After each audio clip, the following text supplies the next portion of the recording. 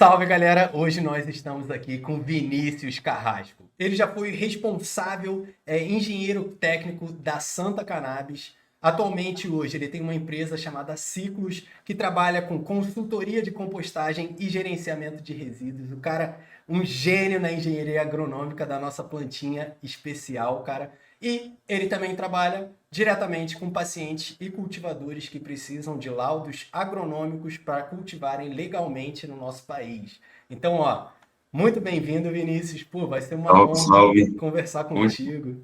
Fala aí. bom, valeu, Cadu. Obrigado aí pelo convite. Pô, é sempre um prazer falar sobre a planta, sobre o cultivo, sobre o gerenciamento de resíduo, enfim. Eu falo que isso é Compostagem, vamos falar compostagem. bastante. Compostagem é autonomia para o cultivador. Você, a partir do momento que você faz a compostagem, você vê as coisas de uma outra forma, né? Pô, e é muito legal o espaço aqui, vamos conversar, eu acho que vai ser uma conversa bem interessante para esclarecer bastante dúvida que o pessoal tem sobre o laudo, sobre esse processo do habeas corpus, enfim, vamos falando que vai dar boa. A pauta é longa, né? E contar algumas histórias também, histórias de locais que você já trabalhou, de Sim. pesquisas que você já fez e que tá para fazer. Então, vai ser um papo bem interessante para todo mundo.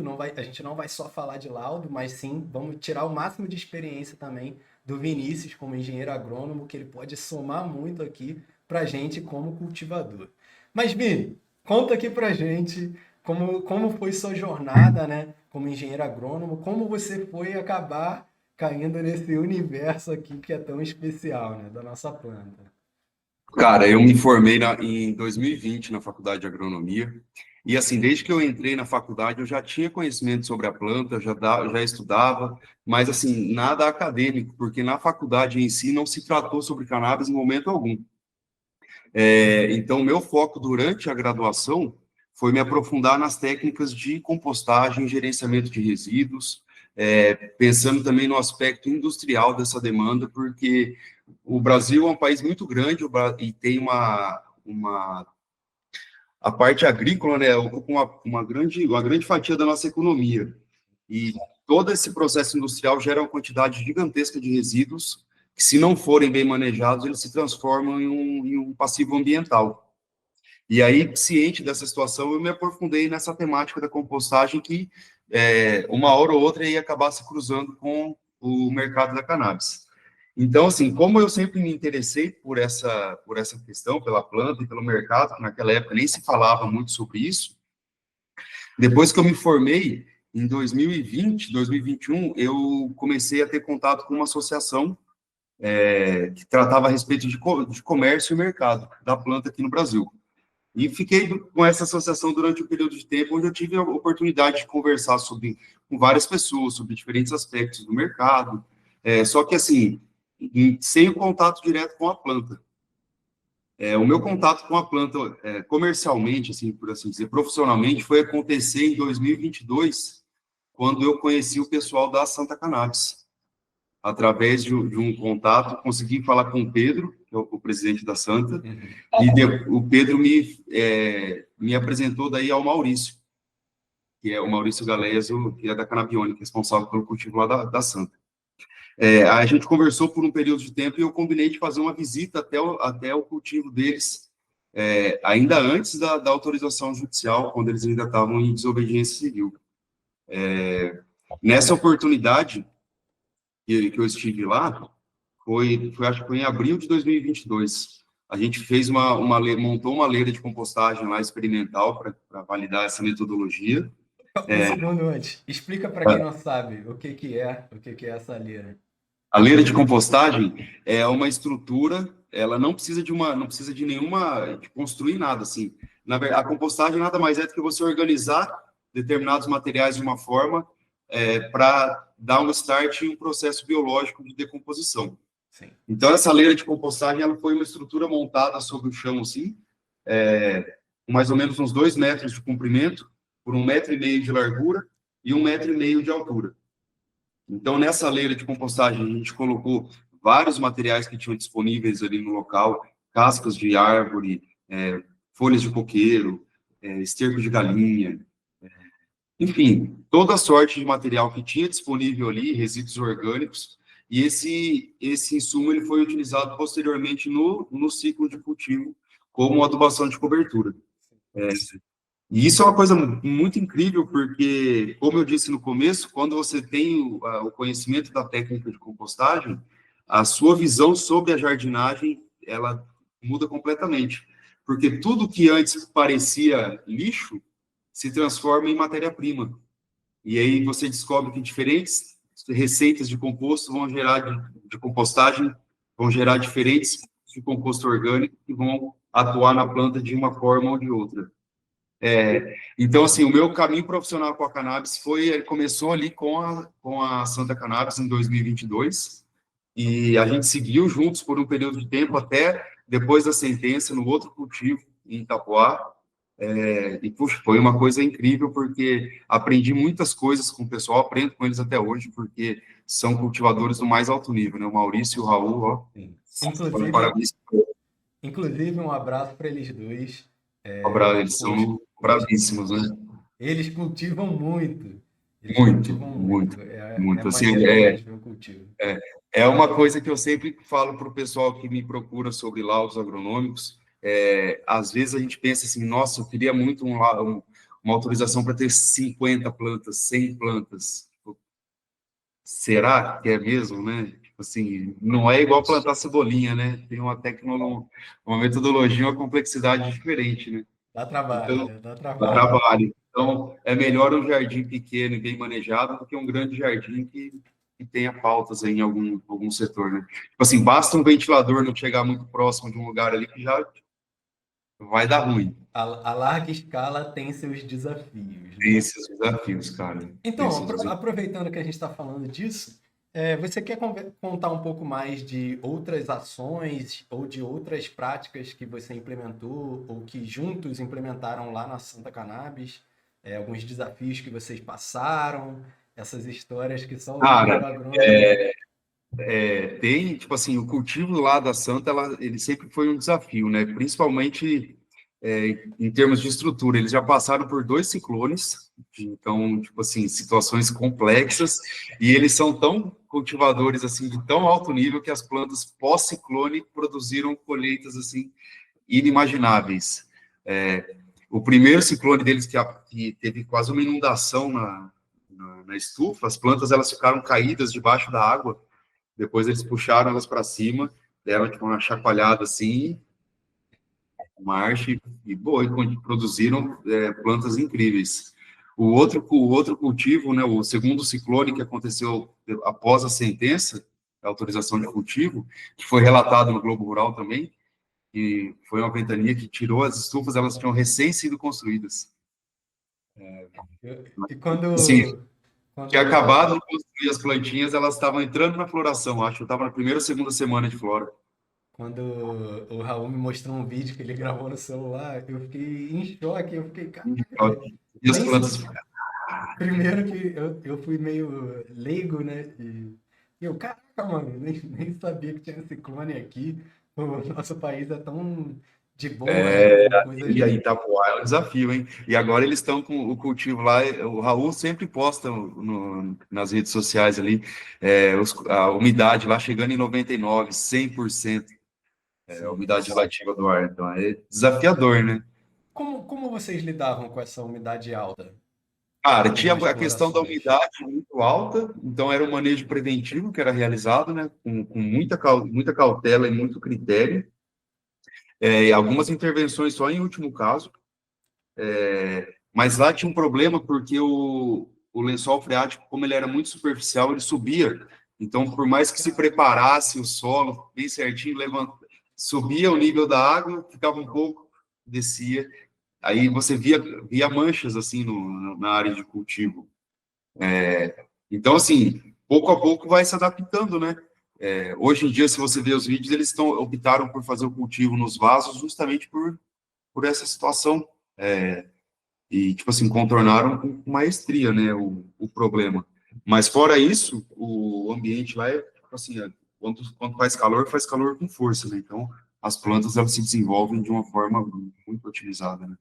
Sim. Inclusive, o quão impactante você acha que é a genética nesse tipo de localização? Porque algumas Ah, genéticas devem se dar bem e outras devem simplesmente sim. morrer. Cara, isso aí é muito curioso, e a gente pensa uma diferença clara do cultivo indoor e outdoor, que a gente pode perceber, o espaço entre os nós das plantas. Sim, Geralmente, as plantas que são cultivadas indoor, elas têm um entrenó mais curtinho, porque a fonte de luz ela está sempre ali por cima dela, né? Sempre meio-dia no cultivo indoor. sim. No cultivo outdoor, hoje mesmo aqui onde eu tô, tá um dia nublado.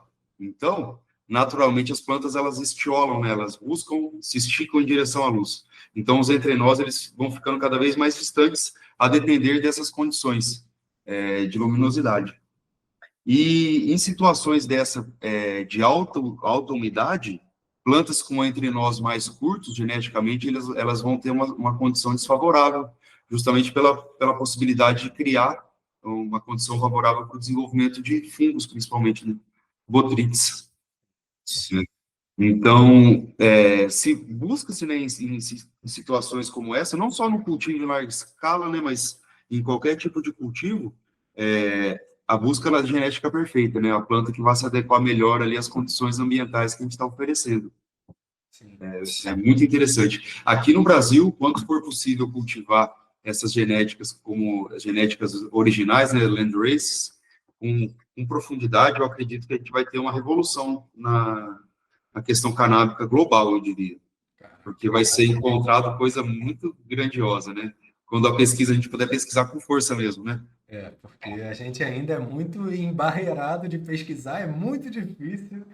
Eu tô Isso, aqui. agora imagina você poder fazer um fenohunt de, sei lá, 1.000 plantas de genéticas, assim, Sim. entendeu? E eu falo isso pra galera. Galera, pesquisar sobre essa planta são tantas barreiras. Tipo, eu queria fazer uma pesquisa de formulário com cultivadores e eu não consigo passar do comitê de ética para Aham. fazer um formulário. Imagina ter pesquisa com planta. Caraca, Pois é. E tem iniciativas nas universidades que elas são louváveis, né? Que apesar das barreiras conseguem avançar e produzir ciência ainda mesmo nesse cenário tão obscuro, né? Então, toda a honra aí aos pesquisadores das faculdades. sim, Ciência é importante demais, né? total, total. E Vinícius, você falou uma coisa que me deixou um pouco curioso, que você falou que o manejo de pragas, ele era bem rigoroso. Dá para contar alguns mais dos detalhes? Porque com Cara, certeza ia ajudar alguns aqui. então é assim, isso é uma coisa que o Maurício falou recentemente para mim. Quando você está cultivando em larga escala, você não tem como bobear com uma planta, duas plantas. Você tem que ter uma análise criteriosa de todas as plantas todos os dias, né? Sim, Então, é importante que você esteja atento ali para identificar o mais rápido possível qualquer tipo de sintoma de ataque, né? Então, diferentes insetos causam diferentes marcas nas plantas, né? Então, dá para você identificar um inseto que fura a planta, identificar um inseto que raspa a planta, e sabendo disso, você já começa a analisar a planta. Isso aí, seja um cultivo de cannabis, de tomate, de qualquer outra coisa, né? uhum, A partir do momento que você passa de 15, 20 plantas, esse cuidado ele tem que ser essencial, porque isso se espalha muito rápido.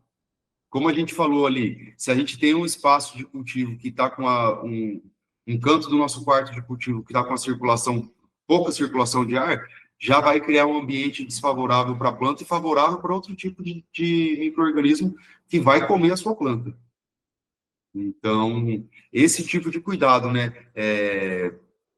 Em termos de produtos, eu não me lembro do que era usado exatamente naquela época, mas eram todos produtos biológicos, né? sim, Ainda não era tão difundido como é hoje em dia o controle biológico assim, em termos de acesso ao mercado, né?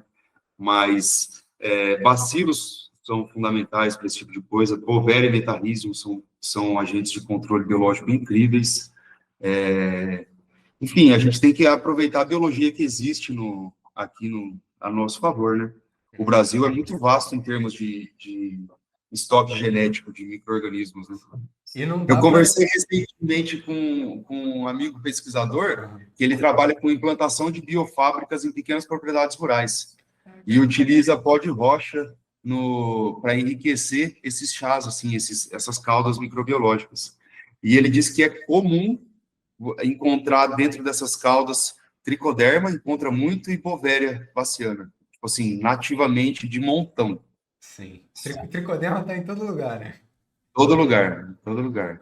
Bom E é incrível, demais. né, cara? Você imagina você ter isso disponível assim no seu cultivo, assim, de Seria, grátis, né? seria Sem legal. comprar no pacotinho. Seria legal. E é isso, né? Também não tem como a gente produzir remédio para ajudar pacientes usando pesticida, usando produtos tóxicos ali, que senão não faz sentido. Não faz sentido, é. Então, por isso que a prevenção, né, é o que na agronomia se chama MIP, ou Sim, MIPD, Manejo Integrado de Pragas e Doenças. O principal pilar do MIP é prevenção, né? Você tem que olhar e buscar analisar o que a planta está te mostrando. sim, sim. Por isso que é importante você ver as plantas todos os dias, né? Buscar por sinais e evidências. Não pode deixar se alastrar demais, que Não, senão. e assim, cada inseto ele vai deixar uma marca característica, né? Por exemplo, em cultivos outdoor, se você tem uma planta e você vê que tem muita formiga subindo e descendo na sua planta, vai olhar que certamente tem pulgão. Os Sim, pulgões eles estão ali se desenvolvendo, eles vão, conforme eles vão sugando a planta, eles soltam um excremento docinho que as formigas vão lá e coletam. Então tem essa relação simbiótica entre os dois que prejudica a planta. Então, tipo assim, olhou ali, viu as formigas, tipo assim, pode ir que alguma coisa está acontecendo. pode até seguir elas, né? Eu preparo ali, ó, a bombinha. Borrifar, aplicar ao cair da noite, né, que aí dá tempo de contaminar. É isso. Vini, falando agora dos laudos agronômicos, né, que a gente falou um pouco do seu trabalho ali numa maior escala, agora vamos ir um pouco para pequena escala. Ah, cultivadores caseiros ali. Primeiro estudo. Qual é a importância do laudo agronômico? Por que a gente indica que os pacientes façam esse laudo quando a gente está falando de um processo de habeas corpus? Esse laudo, Cadu, ele tem como objetivo principal trazer clareza tanto para o paciente quanto para o julgador sobre o tamanho do jardim que vai ser necessário ser cultivado para que o tratamento de saúde ele aconteça de forma segura e ininterrupta. Isso é o principal.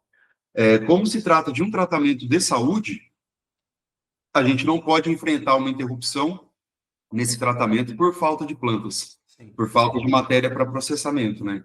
Então, o cálculo ele é feito com esse objetivo.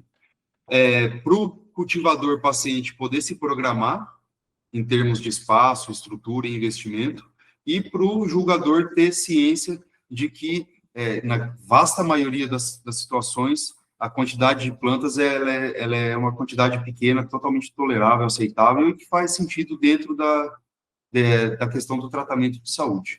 sim, sim. Não, entendi. E também eu sinto que antes era um pouco aleatório, cabia ali uma certa. O juiz tinha muitas coisas para decidir, né? Então, tendo mais uma informação baseada no engenheiro agrônomo, Sim, tipo, não fica à mercê do que o juiz vai achar. exatamente. Essa é como se fosse a figura de um assistente técnico dentro do processo, né? Sim, É, e a figura tanto do médico quanto do engenheiro agrônomo no processo é fundamentar a necessidade do tratamento de saúde. O médico, através do laudo médico de melhora, ele vai atestar que o tratamento com a planta é saudável e benéfico para o paciente, e o laudo agronômico vai materializar o número de plantas necessário para que esse tratamento ele aconteça de forma segura e tranquila. entendi. É isso. E como esse laudo é elaborado? Que informações você precisa para elaborar ele? O número principal que é utilizado para chegar no número de plantas é a quantidade de canabinoide diária que é prescrita pelo médico. Então, analisando a receita médica ou odontológica, é possível da gente chegar nesse número, tipo 100, 200, 300 ou 400, enfim, miligramas de canabinoides por dia. Nem sempre é um número redondo, nem sempre é um número exato. Dependendo do produto que é prescrito e a posologia, né, quantas vezes vai ser feito o uso diariamente, esse número ele varia. Então, após a gente chegar nesse número de canabinoides, são iniciados os cálculos agronômicos, que aí vai determinar o número final de plantas. Certo. Esses cálculos, eles variam de acordo com, por exemplo, os parâmetros agronômicos que são utilizados para a realização. Por exemplo, o ciclo de cultivo, o número de dias que demora esse ciclo, o rendimento de cada planta, técnicas de extração, enfim, são diversos parâmetros que eles não são fixos, né? Eles são alteráveis e maleáveis de acordo com o caso que a gente está analisando. Entendi. Então, de acordo com o consumo da pessoa, vamos supor, 200 miligramas. E aí a gente tem o consumo, mas depois a gente vai conversar um pouco sobre as características do cultivo daquele paciente. Uhum. E você vai definir o seu cálculo baseado em como ela cultiva. Basicamente isso. Exatamente, é isso. E um dos parâmetros que eu coloco lá, porque assim, perdão, depois que eu chego no número de plantas, eu coloco sobre esse número ainda uma margem de segurança que diz respeito a fatores bióticos e abióticos ali referentes ao cultivo. Então, ataque de insetos, ataque de doenças, estresse nutricional, estresse hídrico, tipo assim, qualquer tipo de calamidade que possa acontecer dentro do cultivo. E um dos parâmetros, além da questão genética da planta, é a habilidade e experiência do paciente. Sim. Porque isso daí é um fator fundamental, né? Porque eu já recebi mensagens de pessoas com zero experiência e já recebi mensagens de pessoas, cultivadores do mais alto nível. Então, isso aí é muito um amplo aspecto de cultivadores aqui no Brasil, né? São muitos fatores para levar em conta. Muitos fatores. E assim, como eu disse, não é uma coisa que ela é rígida, né? Ela vai variando. Sim. Então, vamos falar um pouco dos fatores. Começando pelo... se é indoor ou se é outdoor. Muda algo nesse cálculo? Via de regra, Cadu, quando a gente coloca um cultivo outdoor, a gente tem uma série de critérios que tem que ser atendidos, né? Mas eu acho que o principal, que pode ser ao mesmo tempo um fator benéfico ou que vai prejudicar o cultivo, é o fotoperíodo e a impossibilidade de se controlar isso de forma precisa. Sim. Porque, assim, a não ser que você tenha um sistema de iluminação que vá manter a planta acordada por um período maior de tempo, você fica refém das estações do ano. E o cultivo outdoor, ele tem uma série de desafios. E, tipo assim, a não ser que seja um cultivador que tenha uma experiência maior com o manejo das plantas, acaba sendo um desafio. Então, eu considero, via de regra, nos cálculos, eu considero sempre que a pessoa vai fazer o cultivo indoor justamente pelo controle do fotoperíodo e do crescimento da planta. Sim. Então, eu já deixo estabelecido um período de tempo vegetativo, um período de tempo de floração, e considero também o período de secagem, de cura e de processamento desse material todo para dar início ao novo ciclo, né? Então, eu prefiro considerar sempre o cultivo indoor como regra. Mas se a pessoa tem interesse, tem possibilidade de fazer o cultivo outdoor, excelente. É possível manejar. O controle não é tão grande quanto no cultivo indoor, né? A gente vai estar sujeito a uma série de variáveis, mas os rendimentos eles são bastante interessantes. Especialmente quando a gente coloca no custo-benefício, né? O custo por grama de matéria colhida. Basicamente, você não tem custo, né? O custo é Entendeu? extremamente reduzido e a colheita Extremamente boa. reduzido, né? Porque assim, qual é o gargalo do cultivo indoor? É justamente o consumo de energia. Sim. Para você criar o ambiente adequado para o desenvolvimento das plantas. Até quanto você quer pagar para Light e para Enel, né? Entendeu? Isso que Ou limita assim, o seu cultivo. quantas placas de energia solar você tem disponíveis? Entendi. Uma outra dúvida. Os fatores genéticos, eles mudam algo nesse seu cálculo? Ou você usa um Cara, número bem médio? no início quando eu comecei a trabalhar com os laudos, eu mencionava todos esses parâmetros dentro do laudo, sabe? As genéticas que poderiam ser utilizadas, o rendimento de canabinoides de cada genética, com base nas informações do seed bank. Mas aí, cara, conversando com vários amigos advogados, especialmente o Murilo Nicolau, tipo assim, quanto mais simples for a redação do laudo, melhor, menos dúvida vai trazer. Então, esses fatores de genética, rendimento das plantas, rendimento, por exemplo, se a gente for informar o rendimento que está escrito lá no Seed Bank, aquilo é obtido dentro de um cenário muito ideal de cultivo, né? E não vai ser a realidade da grande maioria dos cultivadores. Sim, Então, eu tento deixar mais ou menos num padrão, assim, tipo, de rendimento das flores, algo em torno de 10 a 12%. sim. Porque tipo assim, 10 a 12%. Não é um rendimento tão baixo, não é um rendimento tão alto, mas é algo que pode ser atingido com certa tranquilidade. E se a pessoa tá com duas plantas e perde uma, tá ali tá na média, né? Entendeu, né? Entendi. É por isso até, essa questão de perder plantas, é por isso também que eu menciono a questão dos clones Sim, dentro do laudo, porque os clones, eles servem, além da padronização do cultivo, das variáveis do cultivo, eles são muito importantes para o backup e para a continuidade do tratamento, né? Porque se você perde uma planta por uma doença, por alguma coisa, você tem uma outra planta apta a substituí-la dentro do cenário de floração rapidamente, né? Então, Eu sempre menciono eles lá nos cálculos justamente por isso. então os clones eles vão entrar nessa contagem de plantas também. Sim, como um backup, né?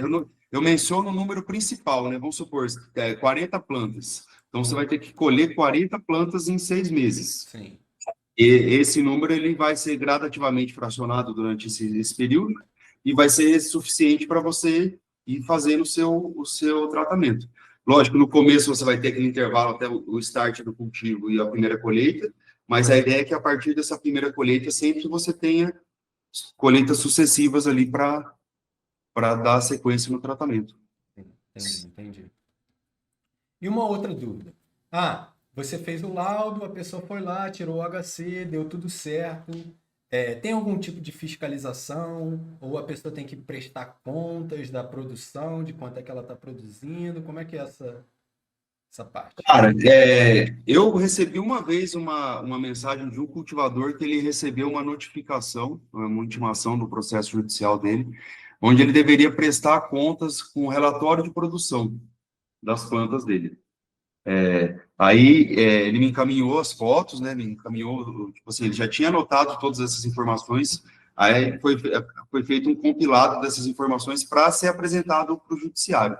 Mas assim, eu vi um caso desse. Não sei se outros colegas agrônomos eles se enfrentam situações como essas também, ou já receberam demandas como essa também.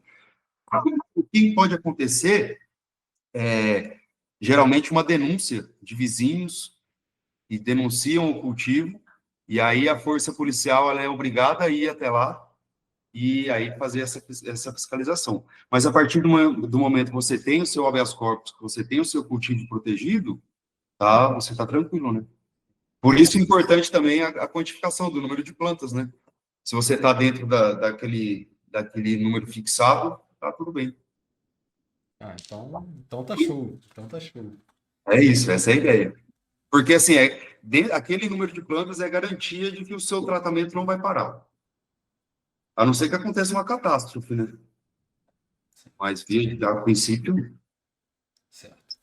Então, creio eu que sobre o laudo, essas foram as dúvidas que eu tinha separado. Você tem mais algo que você queira falar sobre esse processo? cara, é, uma coisa que eu já vi, um questionamento por parte do judiciário, a partir disso eu já fui sempre mencionando isso no corpo dos laudos, é a questão do gerenciamento dos resíduos, que acontecem durante a produção, né? Então, se você tem um cultivo ali com 10, 12 plantas, especialmente durante o período vegetativo, você vai produzir uma quantidade substancial de biomassa, né? Folhas e galhos e coisas que são retiradas da planta. Isso pode causar problema para uma série de pessoas, você descartar esse material para coleta, por exemplo, de resíduos da cidade. Mas uma alternativa que é muito interessante é a utilização desses insumos num processo de compostagem de resíduos orgânicos. que você pode pegar todo o material que é produzido durante o ciclo de cultivo, as folhas, os galhos, as flores pós-processamento, as raízes, o substrato, os resíduos orgânicos da cozinha, as folhas das árvores da rua, todo tipo de material e transformar num composto orgânico que é o melhor insumo que há, né? É, O melhor insumo agrícola que existe é aquele que você produz na sua casa. sim. E aí Sem tá dando exatamente a mesma nutrição que é a proporção da cannabis, né? Alimentando ela com ela mesma. Entendeu? Fecha o ciclo, né, de desenvolvimento. E, cara, nesse momento da compostagem, você pode adicionar uma série de outros insumos que vão fortalecer o desenvolvimento da sua planta no depois, né? Então, por exemplo, se você adiciona calcário dolomítico, você, além de adicionar uma boa quantidade de cálcio e magnésio, ajuda a segurar as variações de pH e você não precisa colocar esse insumo no momento da adubação, porque o seu próprio composto já vai estar com o pH adequado ali no ponto ótimo para absorção dos nutrientes. Caraca, É, a muito bom. compostagem é brabo demais, né? Então, e é uma metodologia que ela é muito acessível, porque basta que você tenha... Os insumos já estão disponíveis, né? Você não precisa de nenhuma coisa assim mirabolante, né? Grama cortada, folhas caídas e restos de comida. Então, vamos aproveitar que agora eu separei algumas questões sobre boas práticas e erros evitáveis. Então, já que a gente já vai falar de boas práticas, fala para algum cultivador de pequena escala, que tem ali até no máximo 15, 20 plantinhas, como ele poderia dar início, né, nessa compostagem para fazer a recuperação dessa biomassa que seria, no caso, descartada. Como é que a gente dá esse start? Eu utilizo, né, nessas escalas menores, existe uma metodologia de compostagem que é a compostagem termofílica. Significa que ela é uma compostagem que esquenta muito. Ela pode ser realizada dentro de estruturas metálicas de tela. É uma estrutura feita de arame soldado. Ela é muito barata. Tipo assim, 3 metros de tela, que é o suficiente para fazer um reator desse de compostagem, vai custar algo em torno de 40, 50 reais, eu acredito, talvez até menos. E dentro dessa estrutura, a gente vai adicionando diferentes camadas de materiais.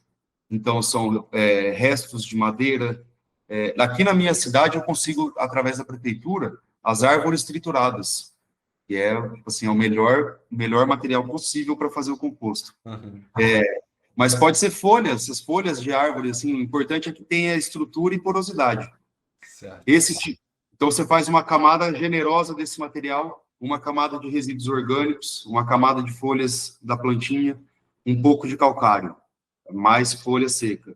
Aí você vai repetindo, assim, ó. A cada nova adição de material, você dá uma revirada nessa estrutura e vai adicionando mais insumos. Você pode colocar gesso agrícola, pó de rocha, biochar, cinzas, enfim, uma série de outros insumos que ao final desse processo de decomposição que dura 120 dias, você vai ter o seu composto orgânico ali, ó, do jeitinho perfeito. Aí, além de você retirar, tipo assim, é uma forma discreta e eficiente de você lidar com uma matéria que pode ser mal interpretada, né, que são as folhas.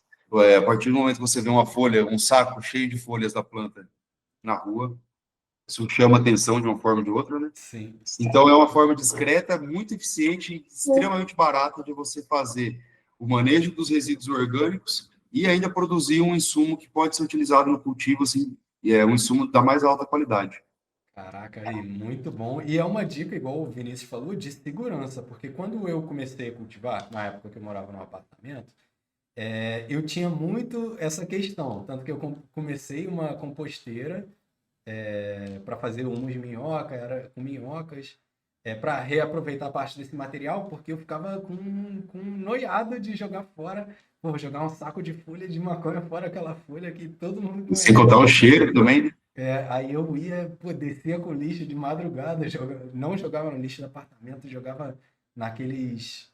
Não, não, negócio de lixo que ficava assim na rua mesmo, mas, pô, poderia estar aproveitando e utilizando, né, um biofertilizante cheio de micro-organismos Só sem me expor, né?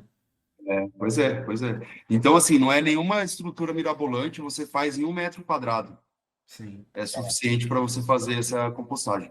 O objetivo é você misturar esses materiais de forma a dar o start no processo biológico. Porque a partir do momento que esquentou, vai embora. O processo ele se mantém por conta. E é E incrível que chega a 70 graus, é um negócio assim assustador. é maneiro, né? Pô, a coisa que eu mais gostava do cultivo orgânico era quando você misturava o solo, fazia aquele chá aerado lá de humus e o bagulho ficava coberto de Então, fungo, quente.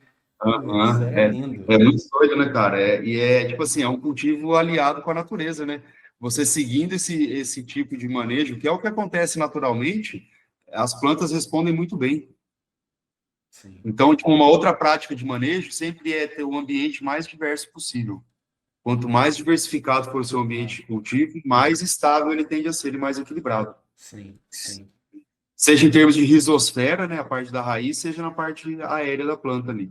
Especialmente para o pessoal do outdoor. Isso é essencial. E nessa Tem que ter. compostagem.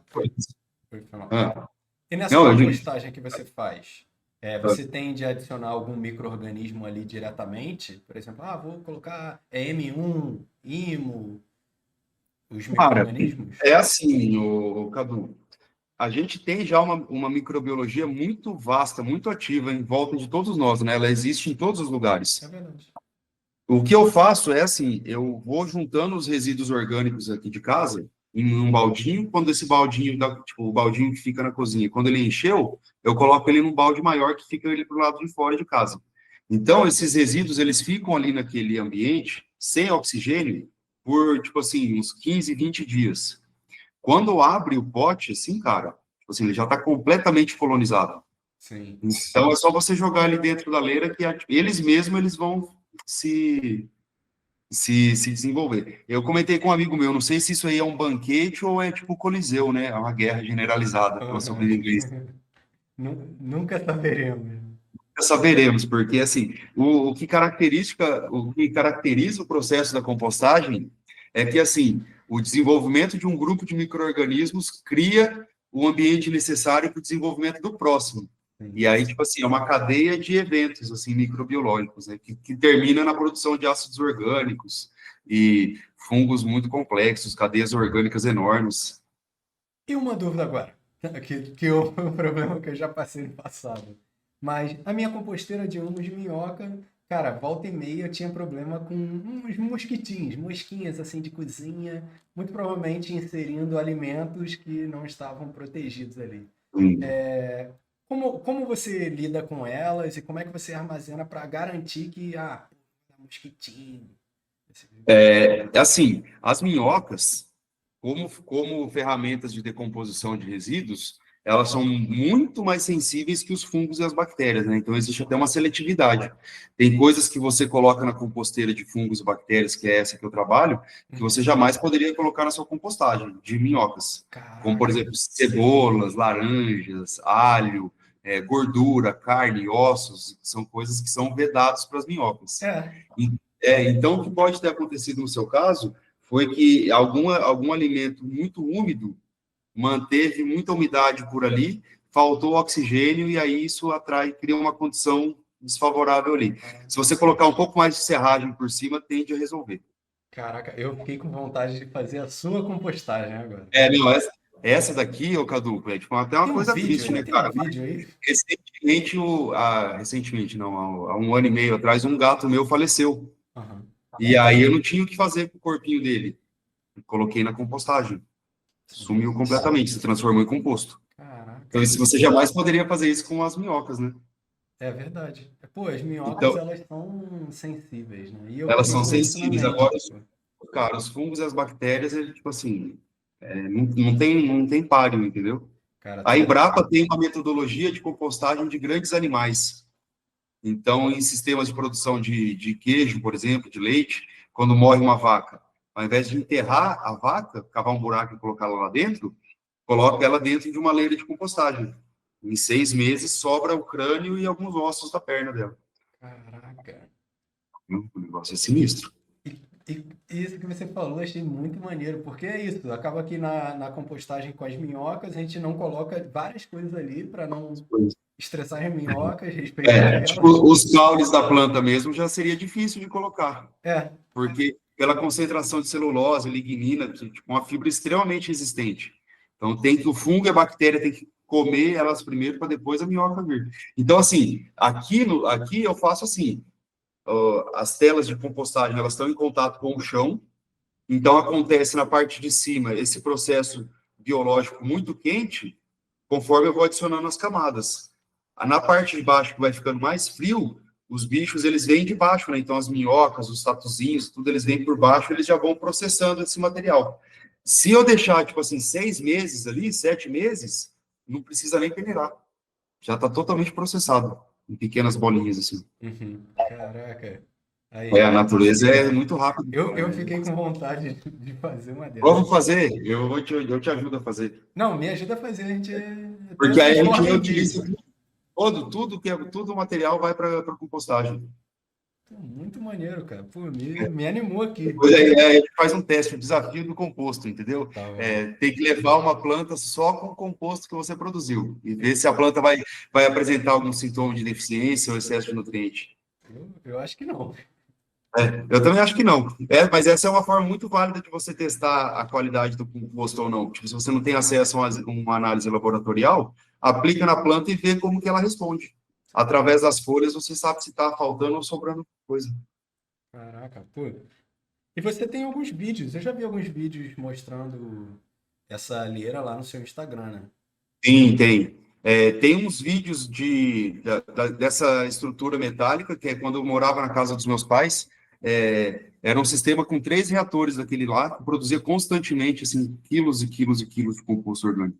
Caraca, então, Então, de forma gratuita e ininterrupta.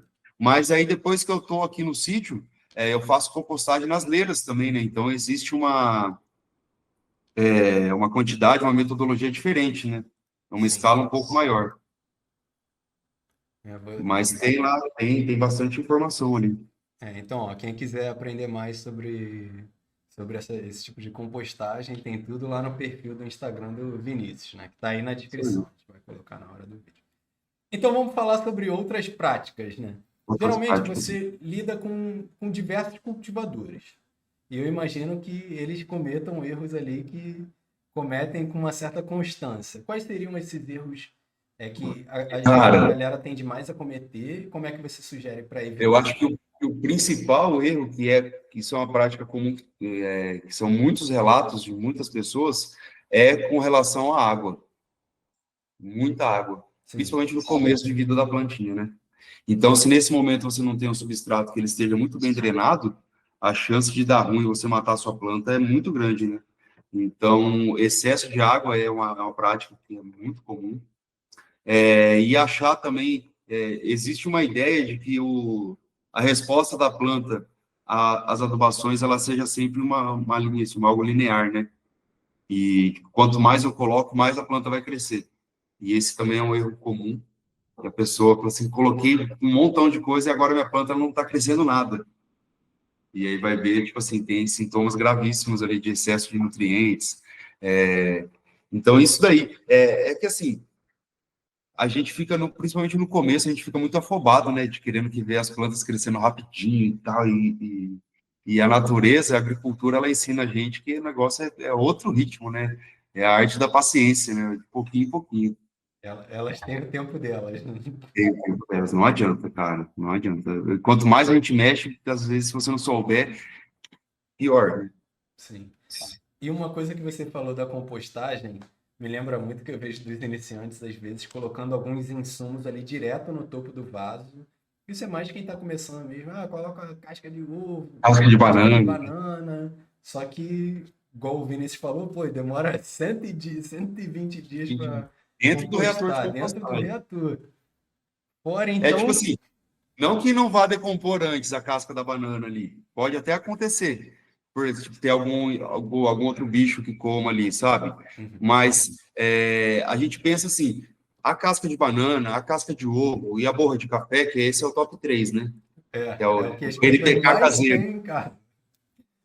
O que acontece? Se você jogar isso ali em cima do seu vaso, isso é um material que ele é instável, ou seja, ele vai reagir.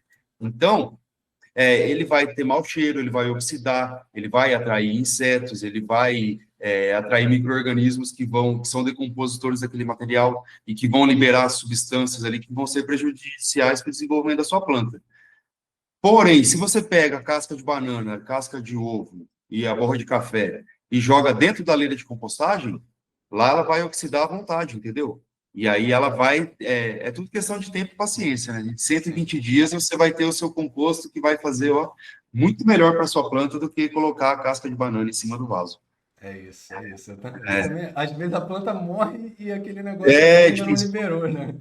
Lá vem a casca da banana de novo. Porque é complicado, é questão de instabilidade, né? Uhum. Tudo que, isso é até uma regra, né? Tudo que apodrecer e tiver mau cheiro, vai para compostagem que vai dar bom. Pô, eu tô cada vez mais animado com essa Vamos ideia. fazer, se você tem, por exemplo, as raízes, geralmente as raízes, elas são, tipo assim, acaba sendo um problema. O que as pessoas vão fazer com as raízes? Joga na leira, vai Sim. dar boa. Aqui você até respondeu no stories meu, mas eu comecei a reaproveitar, porque eu cultivo com a fibra de coco, ela fica lotada de sal ali. Depois, eu não gosto de reutilizar aquela mesma fibra para outro ciclo, até porque, pô, o nosso cultivo indoor acaba que ele é caro, né? Então, pô, Uhum. para mim é mais barato pagar R$ 70, comprar um saco de 50 novinho, que vai vir bom, do que ter o trabalho de tirar as raízes, separar do pó de coco. Então, não tenho Lavar usado tudo. para cannabis, mas aí eu tenho usado para o meu jardim aqui de temperinhos, porque, pô, é raiz, é fibra de coco, eu coloco um pouco de humus, pó de rocha, coisas que eu tenho aqui, e os temperos estão crescendo sem Ah, parar. é. Se tiver com uma terrinha, coloca uma terra junto, terra de formiga, que Aham, já vem preparadinho, é. vai embora. Aí, inclusive, eu colhi, eu acho que umas 2.000 sementes de coentro, eu não sabia como Nossa fazer. senhora, coentro, você gosta de coentro? Isso aí é polêmico. Gosto, Esse é um tempero polêmico, o eu coentro, hein? gosto muito, gosto muito, gosto muito. Produzi muito. Então, E, ixi. E Vinícius, então conta pra gente aqui. Então, basicamente, imagina que você está chegando um paciente e ele fala, pô, eu preciso produzir tal quantidade, você calcula o número de plantas dele, e ele fala, pô, mas eu nunca cultivei nada na vida, como é que você pode me instruir aqui, qual é a forma que eu devo começar, pô, tem vários fertilizantes, várias garrafas, tô confuso. O que você fala para essa pessoa que está Perdida. Eu acho assim, ô Cadu, eu ofereço para esse tipo de pessoal assim, que está meio perdido, vislumbrado com todas essas possibilidades, uma consultoria do primeiro ciclo de cultivo. Uhum, Porque eu penso assim, a consultoria eu enxergo como se fosse um password, sabe? sim. Até uma colheita mais próspera. Não que seja a melhor colheita, ou que seja a maior quantidade, mas certamente pode te trazer mais próximo de uma colheita estável do que se você for fazer tudo sozinho. O que se passa de informação dentro de uma consultoria não é nenhuma fórmula mágica, não é nenhum segredo. Só que as informações certas, na hora certa, elas fazem diferença, né? Especialmente no momento que você está montando a sua estrutura, que você está calculando o tanto de luz que vai precisar, o quanto de plantas, qual insumo, se vai ser o cultivo mineral, o cultivo orgânico, indoor, outdoor. São, tipo assim, são muitas variáveis que, às vezes, uma conversa rápida pode dar um direcionamento, assim, bastante preciso. É bem o que a gente conversa também com a galera aqui, nossos alunos, seguidores, porque eu sinto que é um adiantamento de tempo, né? Igual isso que você falou, tipo, Isso, você cortou o porque, assim, caminho de dor e sofrimento, É, de sim, erro. eu fui em um curso de cultivo recentemente e aí fizeram uma pergunta assim: quem aí já perdeu sementes na hora de germinar a planta? Eu fui o primeiro a levantar a mão. Eu perdi semente várias, de várias espécies diferentes de plantas. Isso é uma coisa normal, isso acontece Sim. na natureza, né? Cara, você dá É, um mole, você perde. É isso. não, são horinhas ali, ó, de bobeira Sim. que você perde. Então, é interessante esse momento e eu sempre falo assim, ó, eu ofereço esse acompanhamento durante um ciclo de cultivo. Porque a ideia é que a partir do segundo ciclo a pessoa já tenha capacidade de sanar, de identificar os problemas e criar as próprias soluções. Sim. Não existe um cultivo igual ao outro.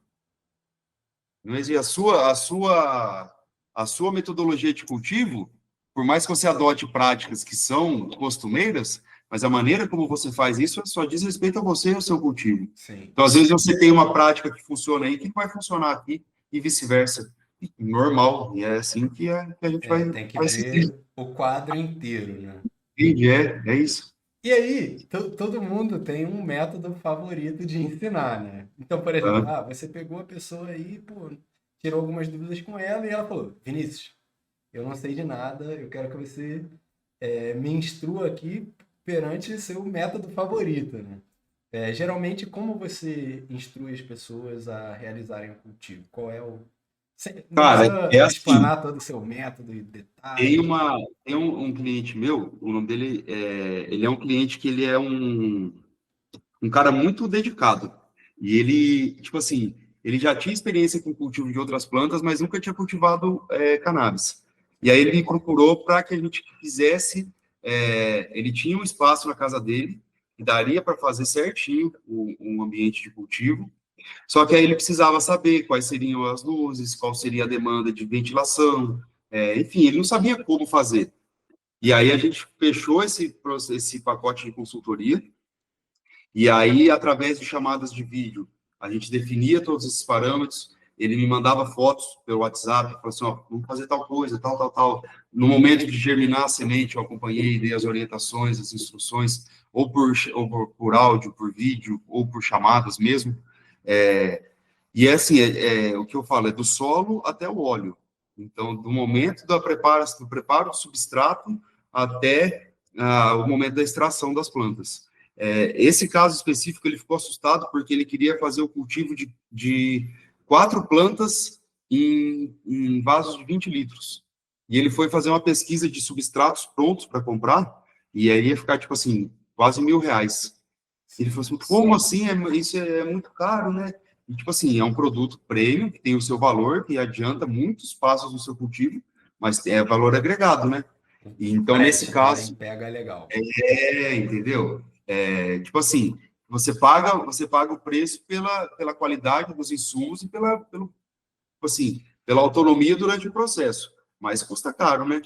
E aí a gente montou lá de acordo com o solo que ele tinha lá na situação, com os insumos que ele tinha localmente, uma receita de substrato caseiro que ele mesmo fez e, tipo assim, custou R$ 0. E o primeiro ciclo dele foi feito com esse substrato caseiro, humus de minhoca e calcário dolomítico. Super bom, funcionou de boa. O próximo ciclo ele já quis fazer uma receita mais aprofundada com outros insumos. E aí, tipo assim, ele já agora já sabe a hora de fazer as podas, já sabe a maneira de fazer a condução das plantas, questão de potência do LED, distância das plantas, tudo isso daí, depois desse ciclo de cultivo, ele já ia fazendo e anotando, ele já se tornou capaz de identificar ali as situações e ele mesmo tomar as decisões. Tipo assim, autonomia para o cultivo, né? É esse o objetivo, cara. É isso, conseguir ser autossuficiente, né? Autossuficiente, pois é. Por isso que eu sempre falo da compostagem, porque a compostagem, ela dá autonomia para o cultivador. A partir do composto orgânico, você pode fazer toda sorte de produtos. Sim. Bioinsumos. A pessoa, ela começa a cultivar ali e com o cultivo muda de filosofia de vida, né? Porque, Porque você começa a cultivar o solo, né? sim, A planta, você cultivando o solo, a planta sadia é o resultado direto, né? Não tem como uma planta estar doente num ambiente de cultivo totalmente saudável. sim. Pô, top. Isso que é a fita. E Vini, conta pra gente um pouco agora dos seus projetos atuais. Ou os projetos que você está em andamento, ou está planejado, tem um projeto maneiro aí na Fitocan. Quero Então, eu, saber mais. eu tenho a minha empresa de consultoria, que é Uhum. a Ciclos. Através da Ciclos, eu faço a emissão dos laudos agronômicos para habeas corpus. Faço também essas consultorias através dessa mesma empresa. E eu trabalho também, ô Cadu, com compostagem de resíduos orgânicos em larga escala. Então, tem empresas que geram grandes quantidades de resíduos e acabam tendo um passivo ambiental. O manejo desse material acaba tendo um custo muito alto.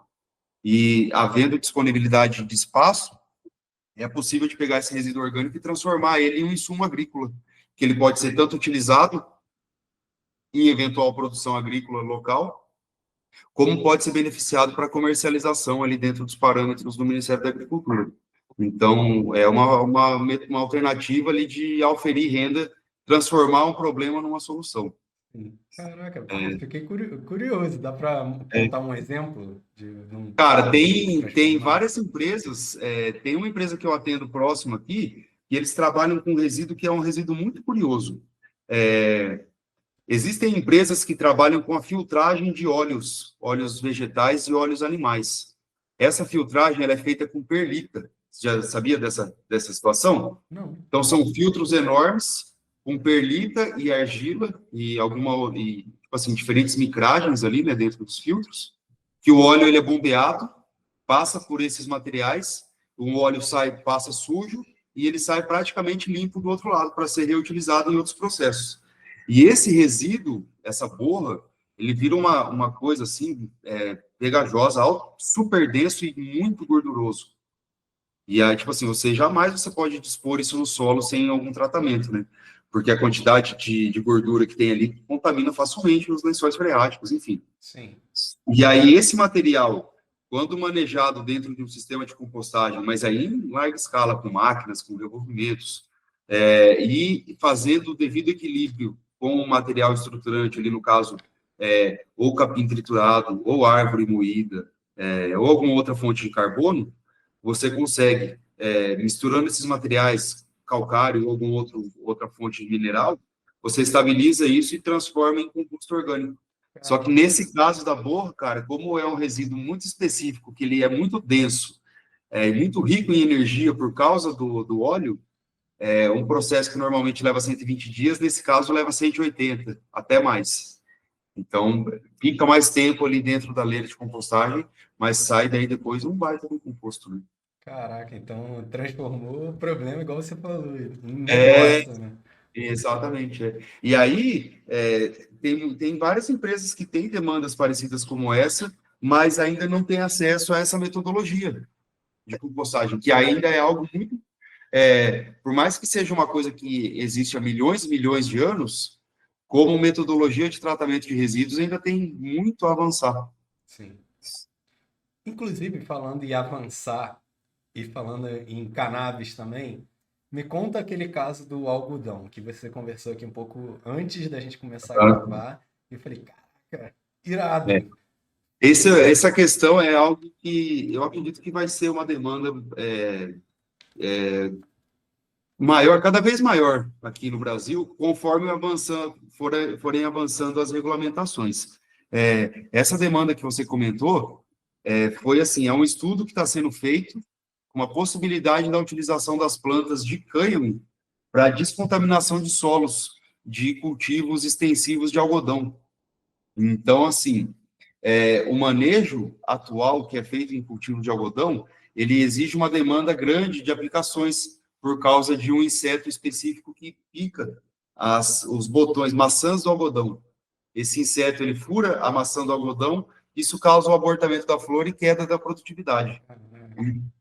Então, o controle desse inseto exige um manejo muito intensivo em termos de cuidados, né? E isso causa uma sobrecarga no solo, que acaba, de certa forma, absorvendo parte desses materiais aplicados. E o cultivo do cânhamo surge como uma alternativa muito grande, pela grande capacidade de fitorremediação que essas plantas têm. Então, ao absorver esses metais pesados, esses contaminantes inorgânicos, as plantas elas conseguem ir pouco a pouco ir limpando o solo. E isso é uma alternativa agronômica muito interessante, né? Porque nós temos grandes áreas passíveis de contaminação, né? Que podem estar contaminadas, e uma cultura agrícola que ainda nem chegou no Brasil e já está com esse cenário tão interessante, né? Então, parafraseando o professor Derli, lá da Universidade Federal de Viçosa, imagina o tão bem que seria o que faria para o meio ambiente um cultivo de cânhamo em Brumadinho, onde teve a contaminação das barragens lá, aquele solo todo cheio de metais, poderia ser limpado durante ciclos e ciclos de cultivo de cânhamo. A gente usaria essas fibras para fazer materiais de construção, limparia o solo, faria estrutura de forma natural e regenerativa. Então, assim, o cultivo do cânhamo, ele vem para o Brasil agora, cara, como assim, a próxima commodity agrícola com um potencial muito grande de colocar o Brasil no topo da produção mundial. Eu acredito que a partir do momento que a gente tiver a pesquisa científica no Brasil aqui, isso vai ser revolucionário em termos de, globalmente falando, assim. O cultivo da cannabis nunca mais será o mesmo depois que os brasileiros entrarem com força na jogada. E vamos entrar, e vamos Eu não entrar. duvido nem um minuto, viu? Mas Porque a gente tem muita ideia, só não pode executar. e esse que é o problema. Mas estou sentindo que E atualmente. mesmo assim, cara, existem empresas fazendo trabalhos assim, tipo assim, formidáveis, mesmo nesse cenário sinistro, né? A própria Cultilight vendendo iluminação da mais alta qualidade há quanto tempo já? Sim, 5 anos. É, 6. marcha. E só melhora, né? É isso, para frente, para frente. E muitas associações também fazendo trabalho, provendo remédio com maior segurança jurídica que eles têm, né? Por exemplo, a E, APEP aqui, a maior associação do Rio de Janeiro. A autorização deles cai todo ano e volta. Como é que eles vão investir toda a vida nisso, investir tanto dinheiro nisso, se eles podem estar presos amanhã, né? Trabalhar assim é muito difícil. é É. difícil. E o trabalho das associações é fundamental. Sim. Fundamental. E já que a gente Ainda mais, Oi, por favor. ainda mais falando sobre o cultivo de THC, né? Que ainda é uma molécula que tem todo esse estigma. Sim. E já que a gente tocou no assunto do cultivo legal do Brasil, para a gente finalizar aqui, eu separei uma pergunta que é: qual a sua visão para o futuro do cultivo legal e da agricultura canábica no Brasil? Cara, essa é uma pergunta assim que é assim, depende para que lado que a gente olha, né? Uhum. Eu vejo com muito otimismo, Sim. porque assim, agronomicamente falando, a cannabis é uma planta que ela se adequa muito bem ao Brasil nos diferentes cenários que a gente tem ali em termos de fotoperíodo. Então, ela pode entrar como uma commodity agrícola, servindo ali como rotação de cultura, produção em larga escala, com utilização de máquinas, nesse manejo que é dito convencional. Como eu vejo a cannabis com uma potencialidade gigantesca quando a gente fala de agricultura familiar, pequenas propriedades produtivas. Imagina uma pessoa, um pequeno produtor que produza ovos para vender na feira, por exemplo, e ele possa começar a cultivar uma área ali de 500 metros quadrados de cânhamo para produzir sementes. Imagina a quantidade de semente que não vai ser possível produzir e quão impactante isso vai ser no desenvolvimento das galinhas e na qualidade do produto final. Ou um produtor de leite que possa plantar um campo de cânhamo para alimentação das vaquinhas. Ou pequenas...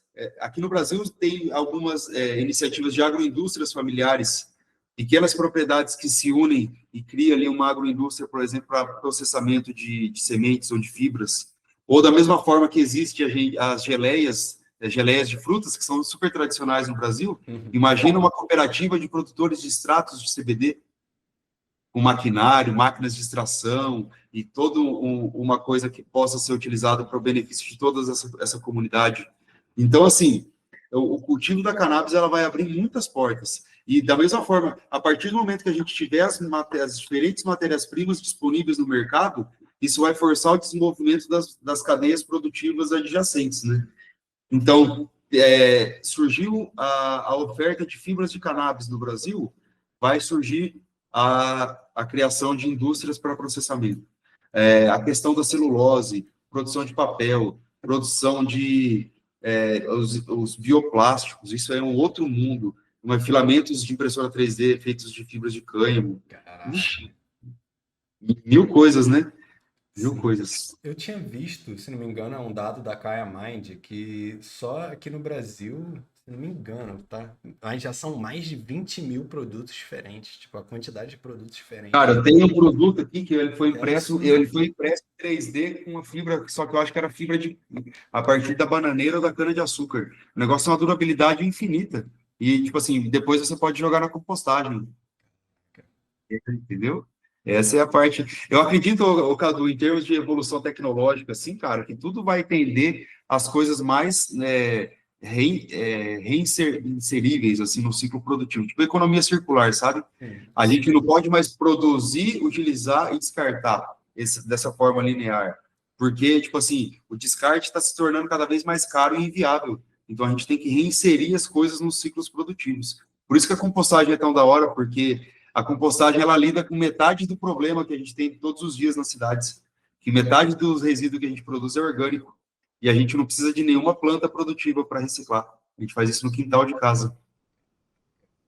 Imagina se todas as pessoas compostassem os seus resíduos, O mundo seria melhor e mais teria limpo. mais verde, certamente, né? Teríamos mais minhocas na Terra. Top, top. Uma vez eu li, Cadu, que o problema nosso de aquecimento e tal é porque tem um grande desbalanço do carbono, que muito carbono que deveria estar no solo, em forma de matéria orgânica, em forma de raízes e micro-organismos, está no ar em forma de dióxido de carbono.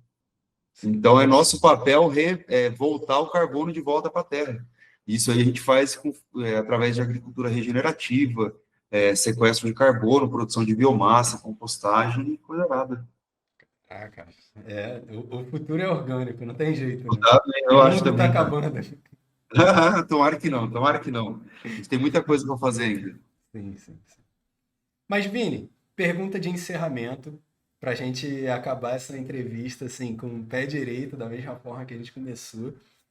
Que conselho você daria para quem está querendo entrar no cultivo de uma forma legal, mas que está com um pouco de receio, não sabe muito bem por onde começar, não sabe cultivar, está meio que perdido, mas sente que na cannabis tem um caminho, né? Primeira orientação. O processo de habeas corpus ele não acontece da noite para o dia, né? Então, é necessário que exista o documento principal, que é o laudo médico. E um laudo médico ele vai ser construído aí ao longo de 6 meses, pelo menos, de tratamento, né? Então, a primeira dica é comece o tratamento médico com um médico que seja prescritor, que saiba do que ele está falando, que tenha conhecimento de causa, que possa te acompanhar durante esse primeiro semestre. Nesse meio tempo, buscar ajuda de advogado, um advogado especialista também para ajudar nessa condução, que vai pelo mesmo sentido da consultoria, né? É uma pessoa que vai pegar na sua mão e vai te guiar por esses caminhos. Se inscrever no canal da Cultivate, com certeza, né? Para pegar as informações Chama. valiosas do cultivo, que isso aí é muito importante. Fazer o curso de cultivo e extração também, porque é um documento necessário, mas além do curso de cultivo e extração, começar com a jardinagem, independente seja do que for, seja de tomate, cebolinha, de qualquer coisa.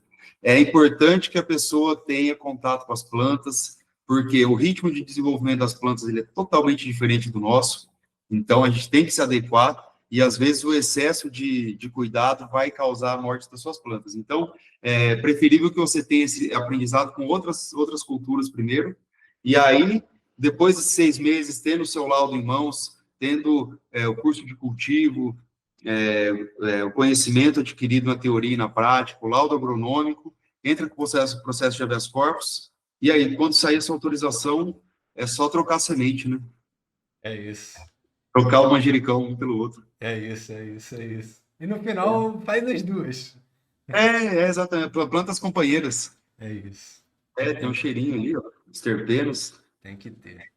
Então, Vini, pô, agradeço muito, pô, pelo tempo, por você compartilhar seu conhecimento aqui. Tenho certeza que vai ajudar muitas pessoas. Galera que está ouvindo o nosso papo, se sobrou alguma dúvida, vai e coloca as dúvidas todas aí nos comentários. Futuramente eu faço uma seleção dessas dúvidas e qualquer coisa a gente grava de novo com o Vinícius. Vou cobrar para ele me ensinar, para a gente fazer uma alheira aqui e também Com depois disso certeza. eu ensinar vocês e a gente transmitir esse conhecimento. E Vini, deixo no final a palavra contigo para você falar um pouco, falar o que você tiver no coração e também compartilhar suas redes para a galera ir lá te seguir. Massa, eu agradeço, Cadu, pelo espaço, cara. Pô, eu acho que foi uma troca muito valiosa. A gente conseguiu abordar vários temas aí que são dúvidas frequentes da maioria dos cultivadores. Como dica principal, cultivem coisas, plantem plantas, façam mudas, porque isso aí muda a nossa percepção sobre as coisas. Não é terapia, mas é terapêutico, né, como dizem. Uhum. Então, fica essa dica. As redes, você vai mencionar elas aí embaixo, ali na descrição. Sim. Então, eu fico à disposição lá, caso alguém tenha alguma dúvida, pode entrar em contato, que eu converso ali, às vezes demora para responder, mas eu respondo. E é isso, cara, estou à disposição, eu espero que tenha sanado as dúvidas, e fico à disposição para a parte 2, né, caso a gente fazer esse compilado de perguntas, a gente faz a segunda leva. E deixar o convite, né, eu vou estar na Expo Cannabis no dia 15, vamos se encontrar por lá para a gente conversar, vai ser uma honra. Para mim também, a gente também vai estar lá. Vamos estar trabalhando, vai ser aquela loucura que você tá ligado, mas passa lá, a Mas é gente conversa importante. com certeza. Com certeza. Stand 111. Inclusive, a gente tem o maior cupom de desconto da Expo. A gente não ganha nada com isso. Convertemos tudo em desconto, que é 15% de desconto. Então, quem quiser ir, Cult Light 15. E é isso. Vamos ir, galera. É para ir. Chama. Chama. Bom demais. Então, Então fechou. é isso aí. Valeu, Cadu. Satisfação, cara. Muito bom. Obrigado aí e é nóis. Tamo junto.